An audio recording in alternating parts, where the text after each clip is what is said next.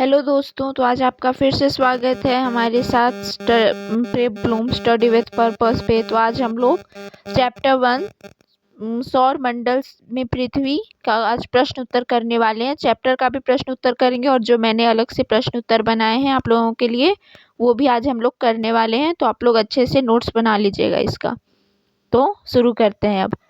First, निम्नलिखित प्रश्नों के उत्तर संक्षेप में दीजिए। पहला प्रश्न है, ग्रह और तारे में क्या अंतर है? ये हम लोगों ने चैप्टर में भी पढ़ा है, तो इसका उत्तर हम लोग देने जा रहे हैं। इसका आप लोग अच्छे से नोट्स बना लीजिएगा जिससे आप लोगों को एग्ज़ाम के टाइम में पढ़ने में कोई दिक्कत ना हो। तो इसका उत्तर अब हम लोग देखते हैं। तो ये रहा, ग्रह और तारे में अंतर। ग्रह के पास अपनी प्रकाश और ऊष्मा नहीं होता है और तारे के पास अपना प्रकाश और ऊष्मा होता है। दूसरा अंतर है, ग्रह सामान्यतः तारे से छोटे होते हैं और तारा जबकि सामान्य रूप से तारा ग्रह से काफ़ी बड़ा होता है। ओके, यहाँ हो जाता है दो अंतर की। पहला तो हो गया कि ग्रह के पास अपना ऊष्मा या प्रकाश नहीं होता है, लेकिन तारे के पास अपनी ऊष्मा और प्रकाश होता है। और दूसरा हो जाए कि ग्रह सामान्यतः तारे से छोटा होता है जबकि सामान्य रूप से तारा ग्रह से काफ़ी बड़ा होता है।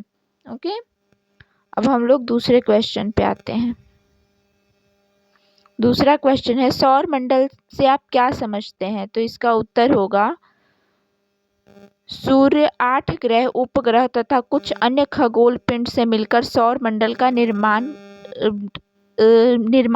करते हैं और इसे हम सौर परिवार का नाम देते हैं। सूर्य सौर मंडल के मध्य में स्थित होता है। ग्रह अपनी निश्चित कक्षा में सूर्य का चक्कर लगाते हैं। उपग्रह ग्रहों की परिक्रमा करते हैं। ओके, तो सौर मंडल से आप क्या समझते हैं? इसमें ये भी हो जाएगा कि सौर मंडल से हम क्या समझते हैं, मतलब सौर मंडल क्या है। तो इसका आंसर यही होगा कि सूर्य, 8 ग्रह, उपग्रह तथा कुछ अन्य खगोलीय पिंडों से मिलकर सौर मंडल का निर्माण होता है और इसे हम सौर परिवार का नाम देते हैं। सूर्य सौर मंडल के मध्य में स्थित होता है। ग्रह अपनी निश्चित कक्षा में सूर्य का चक्कर लगाते हैं। उपग्रह ग्रहों की परिक्रमा करते हैं। इसे सौर मंडल कहते हैं या इसे हम सौर मंडल समझते हैं। ओके, तीसरा क्वेश्चन है, सूर्य से उनकी दूरी के अनुसार सभी ग्रहों के नाम लिखें।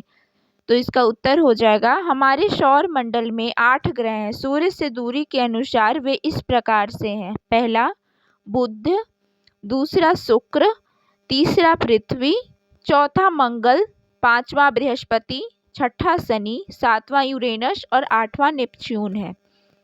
ओके, इसको याद कर लीजिएगा। मैंने आप लोगों को इसका दिया भी था ना कि इसको कैसे याद कर सकते हैं इंग्लिश में, उससे याद कर लीजिएगा। पहला है मर्क्यूरी, दूसरा वेनस, तीसरा अर्थ, चौथा मार्स, पांचवा जुपिटर, छठा शनि, सातवां यूरेनस और आठवां नेपच्यून है। ओके, अब चौथे क्वेश्चन पे हम लोग आते हैं, पृथ्वी को अद्भुत ग्रह क्यों कहा जाता है? इसका उत्तर होगा, पृथ्वी को अद्भुत ग्रह कहा जाता है क्योंकि जीवन की अनुकूल परिस्थितियां संभवतः केवल पृथ्वी पर ही पाई जाती हैं। पृथ्वी पर जल उपलब्ध है जो हमारे जीवन के लिए आवश्यक है। पृथ्वी पर जीवनदायी ऑक्सीजन गैस और ओजोन परत पाई जाती है, इसलिए पृथ्वी को अद्भुत ग्रह कहा जाता है। पृथ्वी को अद्भुत ग्रह इसलिए कहा जाता है क्योंकि जीवन के अनुकूल परिस्थितियां संभवतः केवल पृथ्वी पर ही पाई जाती हैं। जीवन जीने के लिए जो परिस्थितियां हमें चाहिए, जो चीज़ हमें चाहिए, वो सिर्फ पृथ्वी पर ही शायद पाई जाती हैं। पृथ्वी पर जल उपलब्ध है जो हमारे जीवन के लिए आवश्यक है। पृथ्वी पर जीवनदायी ऑक्सीजन गैस और ओजोन परत पाई जाती है, इसलिए पृथ्वी एक अद्भुत ग्रह कहा जाता है। क्वेश्चन नंबर 5 है, हम हमेशा चंद्रमा के एक ही भाग को क्यों देख पाते हैं? तो इसका उत्तर हो जाएगा, चंद्रमा लगभग 27 दिन में पृथ्वी का एक चक्कर पूरा करता है। वह अपनी धुरी पर भी एक पूरे चक्कर में भी इतना ही समय लेता है। इस प्रकार यह दोनों प्रकार की गतियों को पूरा करने में समान समय लेता है। यही कारण है कि हम चंद्रमा का एक ही भाग देख पाते हैं। तो चंद्रमा का हम एक ही भाग क्यों देख पाते हैं? क्योंकि चंद्रमा लगभग 27 दिन में पृथ्वी का एक चक्कर पूरा करता है और वह अपनी धुरी पर भी एक पूरे चक्कर में इतना ही समय लगाता है। मतलब वो पृथ्वी का भी एक चक्कर पूरा करने में 27 दिन लेता है और अपनी धुरी पर भी वो घूमता है, 27 दिन में ही एक चक्कर पूरा करता है। इस प्रकार यह दोनों प्रकार की गतियों को पूरा करने में समान समय लेता है। यही कारण है कि हम चंद्रमा का केवल एक ही भाग देख पाते हैं। ओके, छठा क्वेश्चन है ब्रह्मांड क्या है? तो इसका उत्तर हो जाएगा करोड़ों तारों, बादलों तथा गैसों की एक प्रणाली आकाश गंगा है। इस प्रकार की लाखों आकाश गंगाएं मिलकर ब्रह्मांड का निर्माण करती हैं। ब्रह्मांड की विशालता की कल्पना करना अत्यधिक कठिन है। हम सभी इसी ब्रह्मांड का हिस्सा हैं। तो ब्रह्मांड क्या है? इसका उत्तर हो जाएगा कि करोड़ों तारों, बादलों तथा गैसों की एक प्रणाली आकाश गंगा है। इस प्रकार की लाखों आकाश गंगाएं मिलकर ब्रह्मांड का निर्माण करती हैं। ब्रह्मांड की विशालता की कल्पना करना अत्यधिक कठिन है। हम सभी इसी ब्रह्मांड का हिस्सा हैं। अब इसमें दूसरा क्वेश्चन है, सही उत्तर चिन्हित कीजिए। ओके, ये बुक से मैंने जो आपका क्वेश्चन बुक में है उसका हम लोग यहाँ पे कर रहे हैं। तो पहला क्वेश्चन है, किस ग्रह को पृथ्वी के जुड़वां ग्रह के नाम से जाना जाता है? ये तो मैंने आप लोगों को कल भी करवाया था। इसका आंसर आप लोग कमेंट्स में दे देना। अगर सही होगा तो मैं वहाँ पे लाइक कर दूंगी। ओके, किस ग्रह को पृथ्वी के जुड़वां ग्रह के नाम से जाना जाता है? क बृहस्पति को, ख शनि को, ग शुक्र को।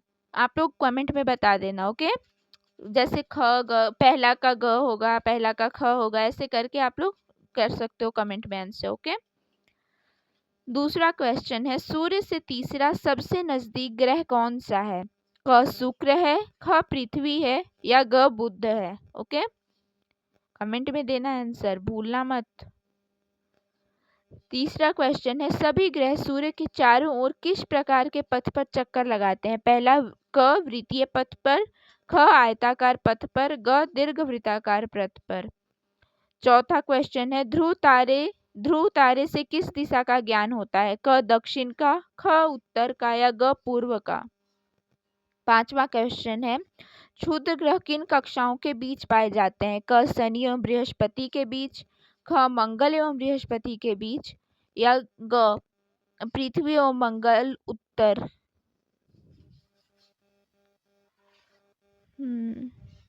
यहाँ पे खाली स्थान भरे हैं तीसरा में। ओके, तो यहाँ पे पहला है, खाली स्थान का एक समूह जो विभिन्न प्रतिरूपों का निर्माण करता है उसे खाली स्थान कहते हैं। तो यहाँ पे आंसर हो जाएगा कि तारों का एक समूह जो विभिन्न प्रतिरूपों का निर्माण करता है। रुको, यहाँ पे हो जाएगा, सॉरी, यहाँ पे हो जाएगा तारों। ओके, तारों का एक समूह जो विभिन्न प्रतिरूपों का निर्माण करता है उसे तारामंडल कहते हैं। सॉरी, मैं लिख नहीं पाऊंगी क्योंकि यहाँ पे ज़्यादा जगह नहीं है। आप लोग लेकिन याद कर लेना। आप लोग मैं बोल रही हूँ, आप लोग लिखते जाना। ओके, इतना तो आप लोग को पता ही होगा यार। तारों का एक समूह जो विभिन्न प्रतिरूपों का निर्माण करता है उसे हम लोग तारामंडल कहते हैं। दूसरा क्वेश्चन है, तारों की एक बहुत बड़ी प्रणाली को खालिस्तान कहा जाता है? तो तारों की एक बहुत बड़ी प्रणाली को आकाशगंगा कहा जाता है। क्या कहा जाता है? तो तारों की एक बहुत बड़ी प्रणाली को आकाशगंगा कहा जाता है। तीसरा क्वेश्चन है, खालिस्तान पृथ्वी के सबसे करीब है? तो इसका आंसर हो जाएगा चंद्रमा पृथ्वी के सबसे करीब है। क्या हो जाएगा? चंद्रमा पृथ्वी के सबसे करीब है। चौथा क्वेश्चन है, सूर्य से तीसरा सबसे नजदीक ग्रह है? तो इसका आंसर हो जाएगा पृथ्वी सूर्य से तीसरा सबसे नजदीक ग्रह है। सूर्य से तीसरा सबसे नजदीक ग्रह कौन सा है? तो पृथ्वी।